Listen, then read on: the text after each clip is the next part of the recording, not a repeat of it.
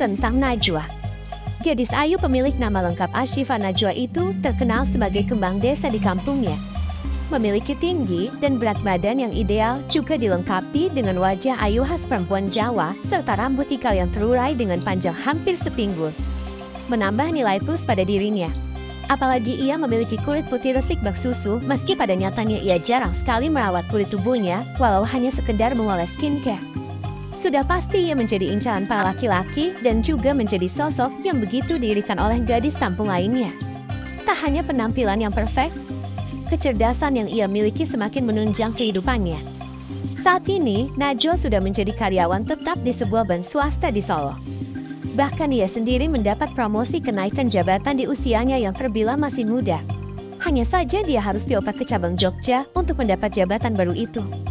Seperti biasanya, jika sudah selesai dengan sholat subuh dan tadarus, ia sempatkan walau sebentar untuk menonton drama favoritnya, apalagi kalau bukan drama dari negeri gingseng, Korea.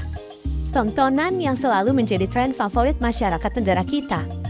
Tak ada alasan khusus, hanya saja dia menghabiskan waktu yang sedikit tersisa sebelum kedatangan tukang sayur yang mangkal di depan rumahnya. Tak lama kemudian yang dinantikannya tiba. Terdengar suara bising cukup keras dari luar rumah. Siapa lagi kalau bukan ulah dari tukang sayur yang sedang menjajakan dagangannya dengan memukul-mukul panci yang biasa dia bawa. Najwa pun bergegas bangkit dan melangkah menuju asal suara. Sayup-sayup terdengar suara bisik-bisik dari para tetangga yang membicarakan tentang pernikahan seseorang, entah itu siapa. Berbicara tentang pernikahan membuat Najwa teringat kembali kejadian semalam, di mana para tetua keluarga yang terdiri dari nenek, ibu dan paman tertuanya menasihatinya untuk segera menikah. Mengingat itu membuat moodnya menurun, karena nasihat yang ia dapat semalam bukanlah nasihat yang pertama kali, tapi sudah kesekian kalinya yang diberikan pada Najwa beberapa bulan terakhir ini. Di Jawa sendiri tepatnya, jika gadis yang sudah memasuki usia dewasa tapi belum menikah pasti akan mendapat ejekan, bahkan belum berperawan tua dari para tetangga yang usil, bahkan yang paling parah lagi dari saudaranya sendiri. Seakan-akan kata perawan tua sudah menjadi aib bagi para korbannya itu. Tapi entah mengapa itu tak berlaku bagi kaum laki-laki.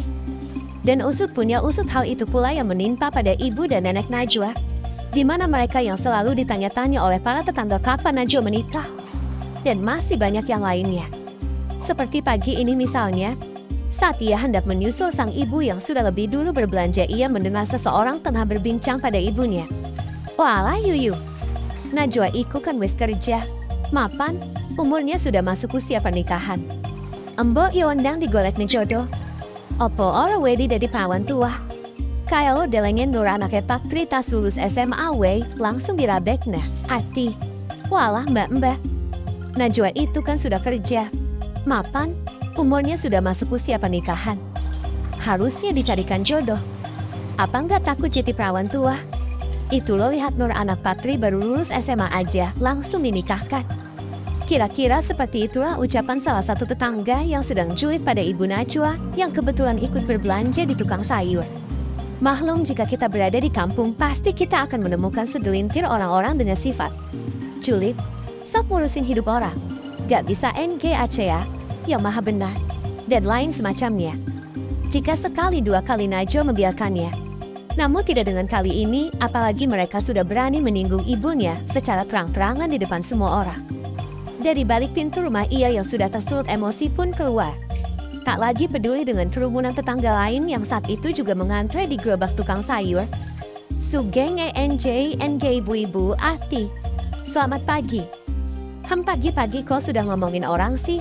Tapi sayangnya Angel MONGNN gak berani langsung ke orangnya. Kau tegur Najwa, walaupun marah ia tetap menjaga sopan santun. Hanya saja ia lebih ke arah sopan tapi menekan. Ya bu, yang mau nikahkan saya, bukan ibu saya, ngomong aja langsung ke saya. Gak usah PAK sindir-sindir keluarga saya gitu dong bu. Begini loh bu, nikah itu tidak semudah yang orang bayangin. Bukannya NGGG sudah pernah menikah? Pastinya tahu kan nikah itu butuh modal yang banyak. Tapi bukan hanya modal uang saja loh bu. Modal kesiapan, kemantapan hati.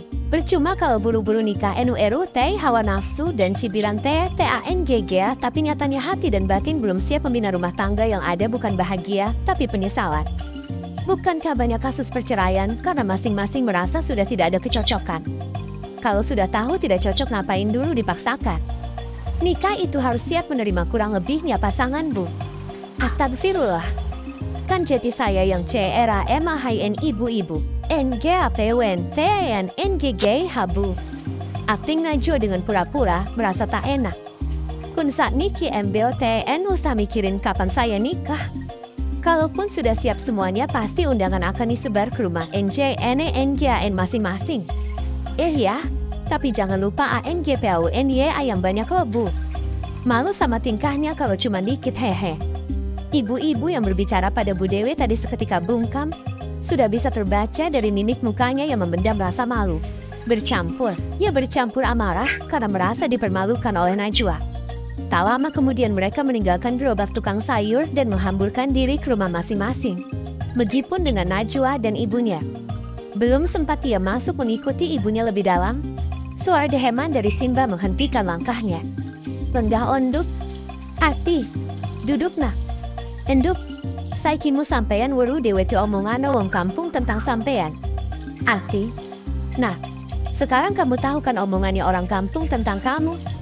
Pun Mbah mboten usah dipikir. Mereka itu hanya seenaknya saja membicarakan kekurangan orang lain. Tapi yo apa salah helek Simbah mungkin sampean ndang nikah. Umurmu iku wes masuk usia nikah. Arti, tapi apa salahnya kalau Simbah nyuruh kamu nikah?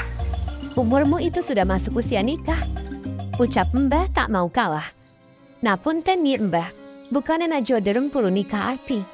Maaf ya Mbah, bukannya Najwa belum ingin nikah, Najwa niku tasik mempersiapkan segalanya Mbah. Nikah niku butuh modal dan kesiapan yang matang. Nikah itu juga perlu kedua calon pengantin.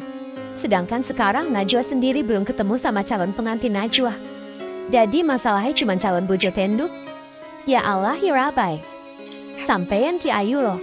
Mosok yo nggak nakwang lanang sendemen. Arti, jadi masalahnya cuma calon suami. Kamu itu cantik masak gak ada laki-laki yang suka. Ya wes nenek mono diakehi pandungane. Nyuwun marang pangeran supaya nggak diparingi calon sing syoleh. Api kagamalan kelakuane, lan terakhir tanggung jawab. Ojo lali lakonono sholat istohara supaya lancar urusan jodohmu. Arti, ya sudah kalau gitu banyakin doanya minta ke Allah supaya segera diberi calon yang syoleh, bagus agama dan kelakuannya, dan terakhir bertanggung jawab.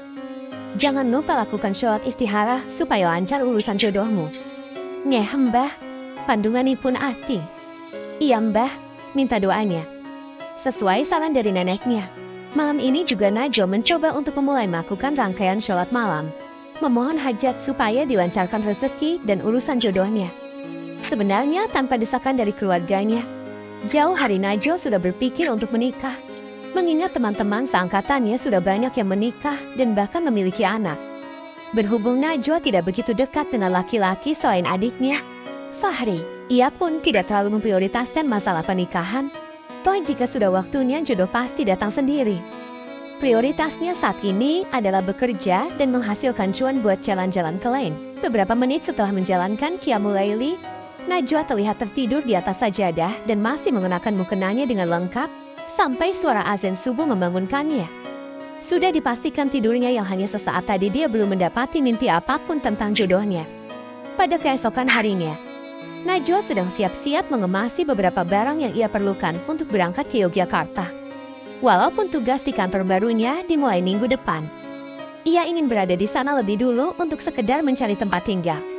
Rencananya ia akan mencari kos-kosan saja sebagai tempat tinggalnya selama beberapa bulan atau bahkan tahun bekerja di Jogja. Dirasa sudah siap, Najwa pun berpamitan pada ibu dan juga neneknya. Ayah Najwa sudah meninggal, tak lupa memohon doa restu agar diberi kelancaran dan kerasan di tempat baru nanti. Tidak lama kemudian ia diantar oleh Fahri sang adik menuju terminal bus.